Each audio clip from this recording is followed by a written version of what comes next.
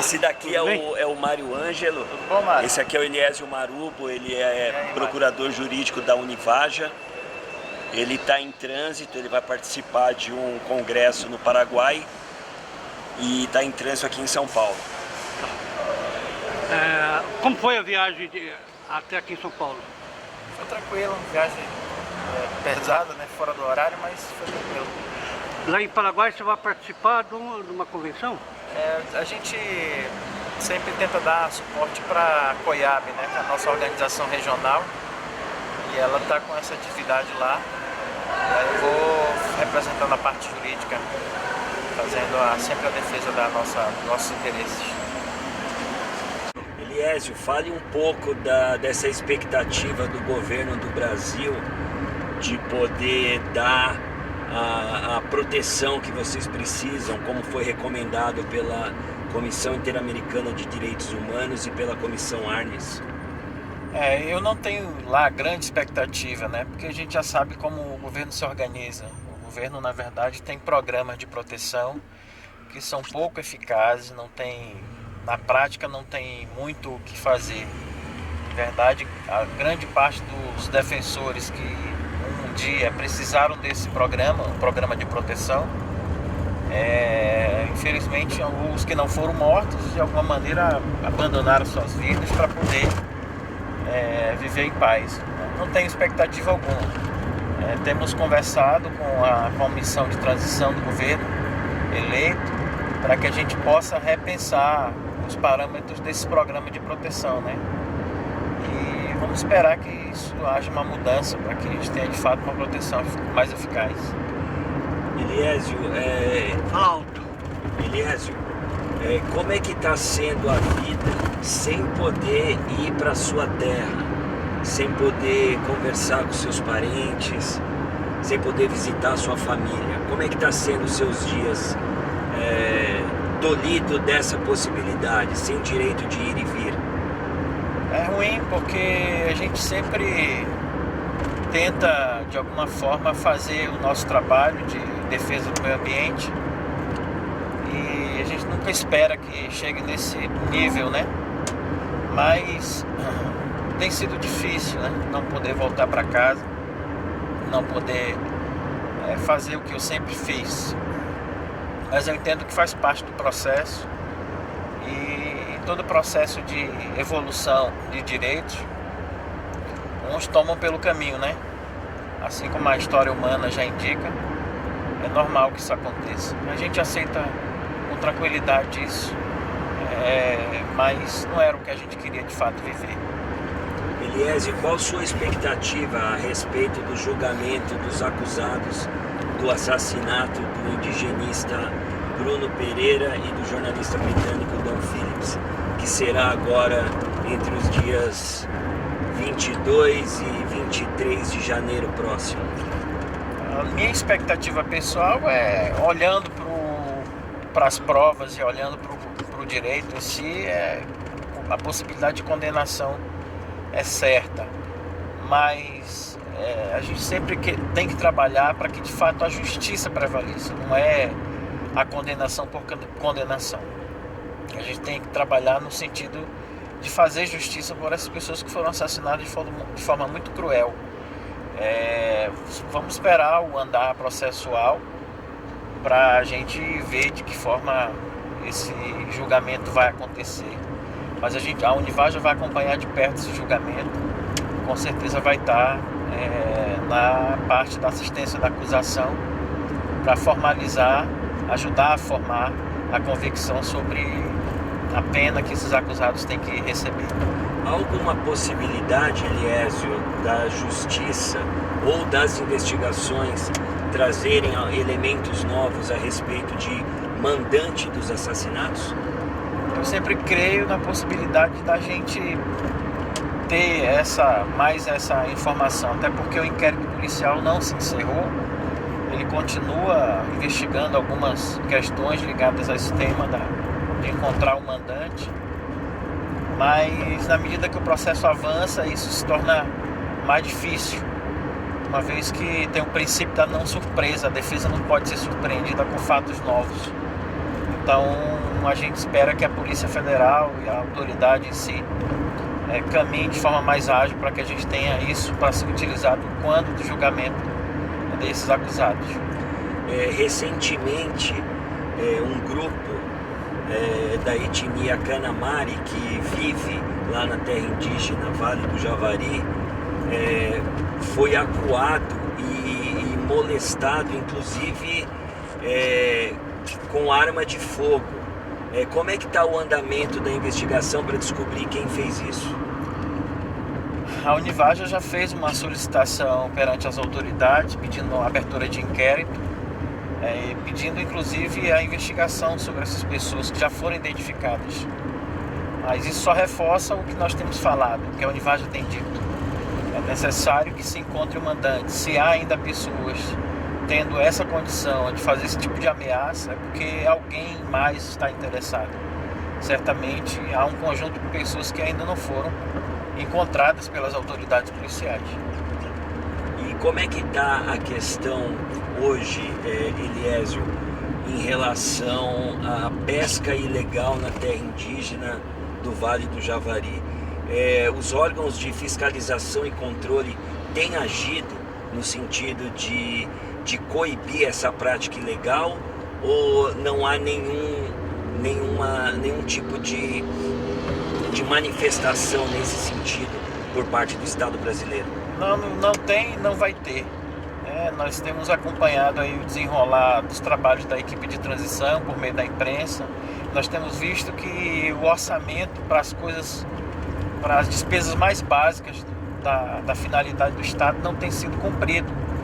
Previdência, por exemplo, o apoio e a execução das atividades da área da educação, da saúde, todas elas foram esvaziadas, não tem recurso para cobrir isso. Certamente, se não tem para essa finalidade, que é a finalidade mais básica das pessoas que moram nas cidades, sobretudo, certamente não vai ter dinheiro para fazer fiscalização nem proteção de pessoas que estão em situação de ameaça na Amazônia, ainda mais. Então nós não esperamos que isso venha a acontecer. A situação continua do mesmo jeito lá, aumentou a criminalidade na região, mas esse governo que se finda, ele só agravou mais a situação na região e a briga no campo, né? Então a gente espera que esse novo governo que vai se iniciar, ele estabeleça algumas prioridades. Vai ser um tempo difícil porque, como eu disse, o orçamento previsto para o ano de 2023 em diante não atende todas essas demandas, mas vamos conversando. Eliésio, é sabido, e talvez isso nunca venha à tona, ou quando venha de maneira incipiente, que boa parte das pessoas que são aliciadas para trabalhar no garimpo ilegal, na retirada de madeira e também na pesca ilegal, em sua grande maioria são pessoas da comunidade ribeirinha da região, às vezes por falta de outro tipo de trabalho e sobretudo para conseguir o sustento, né? Como que você, enquanto indígena engajado politicamente, enxerga um desenvolvimento da Amazônia para poder fazer com que o crime organizado tenha menos tentáculos, né? Sobretudo de pessoas pobres que trabalham e vivem lá na Amazônia, mas não são indígenas? É preciso que as autoridades elas façam um grande diálogo sobre esse tema da Amazônia. Eu digo as autoridades, inclusive incluindo aí os municípios e o Estado, além das autoridades federais. É preciso que essas autoridades dialoguem para criar políticas públicas sérias e deem alternativas para as pessoas que estão na marginalidade terem uma alternativa lícita. A Univaja tem conversado com o município de Atalaia do Norte, conversado com o governo do estado do Amazonas, indicando justamente essa possibilidade. O Bruno morreu nas condições em que ele buscava exatamente esse diálogo com os ribeirinhos, que são os invasores da terra indígena. Ou seja, a possibilidade, o caminho de se construir uma política pública dando alternativas econômicas sustentáveis para os ribeirinhos é possível. Agora, basta querer. As autoridades precisam entender a responsabilidade delas nesse contexto e, claro, executar uma política que atenda às necessidades dessas pessoas. Você acha que a COP27, o trabalho que foi feito por parte desse novo governo de ir até lá, de mostrar sua cara, de se comprometer com algumas políticas que foram discutidas e debatidas e que poderão ser implementadas, você acha que isso é o primeiro passo? Esse governo, diferente do governo que se finda, é um governo de diálogo, né? A gente já teve essa experiência no passado e por mais que a gente tenha problemas, os problemas sociais estão aí, mas é isso que eu digo, as autoridades precisam conversar, dialogar com os setores da sociedade para construir uma política forte. E na medida que o novo governo sinaliza com a possibilidade de diálogo, inclusive com a possibilidade de construção de uma política pública forte, a gente se sente muito agraciado e muito contemplado, uma vez que matéria-prima da política o diálogo, a conversa, né? E nós estamos fazendo exatamente isso com as autoridades, com o mundo político também. Você acredita que a instituição de um ministério ou de uma secretaria executiva ligada à presidência da República pode facilitar esse diálogo com a sociedade civil? Certamente, na medida que o governo abre espaço por meio de uma estrutura, seja ministério, seja secretaria, ele está sinalizando esse interesse em conversar e construir políticas públicas sérias, que de fato vão impactar a nossa coletividade, né? E isso se traduz na medida que nós estamos participando desse processo de construção ou de reconstrução do país. Agora é esperar mesmo, continuar dialogando e esperar para que seja implementada esse espaço, para que a gente tenha voz e possibilidade de continuar dialogando sobre essas políticas.